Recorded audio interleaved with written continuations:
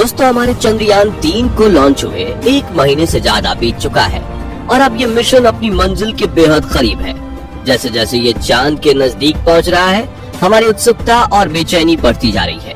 पूरी दुनिया की नजरें इस समय चंद्रमा पर है और इस बीच हमारे इसरो वैज्ञानिकों ने एक बड़ा खेल कर दिया है। एक ऐसा कारनामा जिसने हमारे इस अंतरिक्ष यान को चांद के बिल्कुल करीब पहुंचा दिया है। इतना ही नहीं, चंद्रयान को अपनी मंजिल साफ साफ दिखाई भी देने लगी है, लेकिन इसके साथ ही वैज्ञानिकों को आने वाले खतरे की भी चिंता है और उसको लेकर वो पूरी तरह सतर्क हैं, क्योंकि यही पड़ाव है जहां हमारा चंद्रयान 2 फेल हो गया था। अब इसरो ने आखिर क्या कारनामा किया है? हमारा चंद्रयान इस समय चांद के कितना नजदीक है और वो कौन सा खतरा है जो हमारे इस मिशन को बर्बाद कर सकता है? ये सब कुछ आज हम आपको बताने वाले हैं, इसलिए वीडियो को अंत तक जरूर देखिएगा। दोस्तों 15 अगस्त 2023 को हमने अपना 77वां स्वतंत्रता दिवस मनाया था। पूरा देश आजादी के जश्न में डूबा था और लोगों का सेलिब्रेशन खत्म भी नहीं हुआ था कि तभी इसरो ने उन्हें जश्न मनाने का एक और मौका दे दिया। जी हाँ दोस्तों, हमारे चंद्रयान ने अभी अभी अपने मिशन के एक बहुत अहम पड़ाव को पार किया है। अब ये सब कैसे हुआ, चलिए इसके बारे में आपको डिटेल से बताते हैं।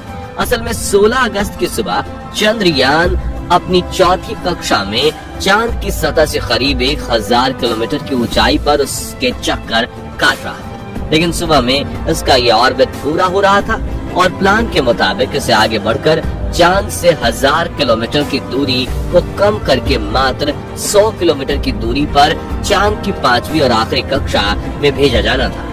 हमारे इसरो के वैज्ञानिक बेंगलोर स्थित ISRO telemetry tracking and command network इस ट्रैक में अपने इस पड़ाव के लिए पूरी तरह तैयार थे। हालांकि उनके दिमाग में थोड़ी टेंशन भी थी, क्योंकि ये कोई छोटा मोटा काम नहीं था, लेकिन उन्हें अपनी कैलकुलेशंस पर पूरा भरोसा था।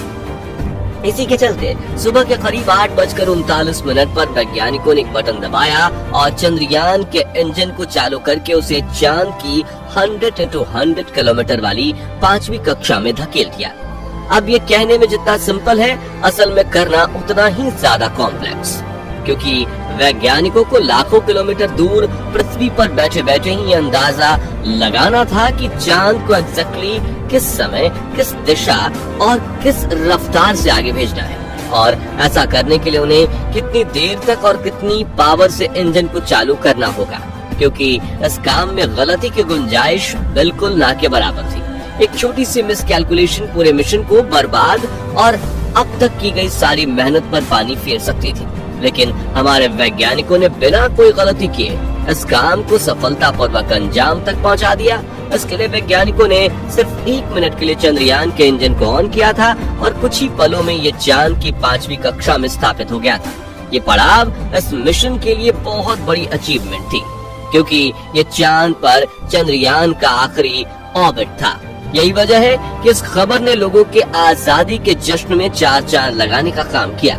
लेकिन कहानी सिर्फ यही खत्म नहीं होती है, बल्कि इसके बाद चंद्रयान ने सिर्फ 24 घंटे के अंदर ही एक और ऐसा कारनामा कर डाला कि अब चांद बस 2 कदम दूर नजर आ रहा है। दरअसल 100x100 की कक्षा में एंटर करने के बाद इसरो के वैज्ञानिकों ने प्रपल्शन मॉड्यूल और विक्रम लैंडर को एक दूसरे से अलग कर दिया है।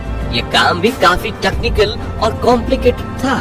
उसके लिए वैज्ञानिकों ने बिना इसकी गति में कोई छेड़छाड़ किए इन दोनों हिस्सों को जोड़ने वाले हुक्स को खोल दिया है। अब क्योंकि लैंडर और प्रपल्शन मॉड्यूल दोनों ही की गति एक समान थी, इसलिए हुक खोलने के बाद भी एक दूसरे से एक झटके में अलग नहीं हुए। इसको स्मूथली बिना कोई नुकसान किए अंजाम देने के लिए वैज्ञानिकों ने लैंडर की स्पीड को थोड़ा सा बूस्ट किया।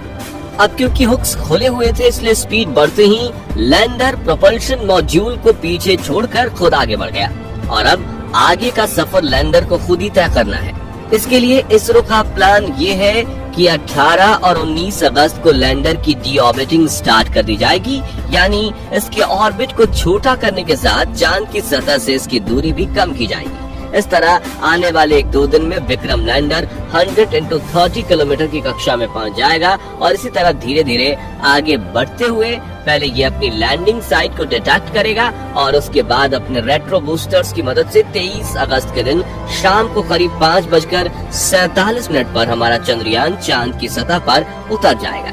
लेकिन ये मिशन का सबसे मुश्किल और पेचीदा फेज होने वाला है, क्योंकि आपको याद दिला दें कि आज से 4 साल पहले हमारा चंद्रयान 2 इसी पड़ाव पर आकर क्रैश हो गया था और इसरो के पूर्व चीफ के. का प्रधानमंत्री के कंधे पर सर रख कर रोने वाला मंजर आज भी हमारे जहन में ताजा है। तो अब सवाल ये उठता है कि चंद्रयान 3 का हाल चंद्रयान 2 जैसा ना हो, इसके लिए वैज्ञानिकों ने क्या तैयारियां और क्या बदलाव किए हैं। लेकिन इसका जवाब जानने से पहले चलिए हम आपको बताते हैं कि चंद्रयान 2 आखिर क्रैश क्यों हुआ था। दोस्तों, चंद्रयान 2 भी चंद्रयान 3 की तरह अपने propulsion मॉड्यूल से अलग होकर डी-ऑर्बिटिंग स्टार्ट करने तक पूरी तरह से सफल रहा था और किसी को भी इसके क्रैश होने की रत्ती भर उम्मीद नहीं थी। लेकिन हुआ ये कि लैंडर के ऑन बोर्ड गाइडेंस सिस्टम ने एल्टीट्यूड का ओवर एस्टिमेशन कर लिया, यानी लैंडर एक्चुअली जिस ऊंचाई पर था सिस्टम को लगा कि वो उससे कहीं ज्यादा ऊपर है। अब इससे हुआ ये कि कंप्यूटर सिस्टम के नीचे जाने की जो गति जितनी जरूरी थी उतना कम नहीं किया गया, क्योंकि उसे लगा लैंडर अभी काफी ऊंचाई पर है। इसके अलावा लूनर सरफेस से सिर्फ 2.1 किलोमीटर की ऊंचाई पर किसी टेक्निकल ग्लिच के चलते इसरो से इसका संपर्क भी टूट गया, यानी वैज्ञानिक इसे बचाने के लिए खुद से भी कोई एक्शन नहीं ले पाए और चंद्रयान 2 तेज स्पीड से नीचे की तरफ जाते हुए क्रैश हो गया। इन्हीं सब कमियों को देखते हुए इस बार वैज्ञानिकों ने चंद्रयान 3 के लैंडिंग सिस्टम में कुछ बड़े और अहम बदलाव किए हैं। सबसे पहले तो इस बार ऑन बोर्ड कंप्यूटर को एआई से जोड़कर पहले से कहीं ज्यादा एडवांस बनाया गया है। साथ ही इसमें सेंसर्स की संख्या भी बढ़ाई गई है ताकि कोई सेंसर अगर फेल भी हो जाए तो भी दूसरे सेंसर्स की मदद से इसे सेफली लैंड कराया जा सके। इसके अलावा इस बार लैंडर में लेजर डॉपलर वेलोसिटी मीटर यानी LDV और लैंडर हॉरिजॉन्टल वेलोसिटी कैमरा यानी कि LHVC ये 2 बेहद अहम एडवांस उपकरण लगाए गए हैं। इसमें LDV का काम चांद की सतह पर लेजर से ये पता लगाना है कि लैंडिंग साइट पर कोई बड़ा गड्ढा या पत्थर तो मौजूद नहीं है। इसके अलावा LHVC का काम नीचे उतरते समय जमीन की लाइव तस्वीरें लेकर कंप्यूटर सिस्टम को भेजना है ताकि वो सही जगह का चुनाव कर सके। चंद्रयान का विक्रम लैंडर अपने साथ प्रज्ञान रोवर को ले जा रहा है।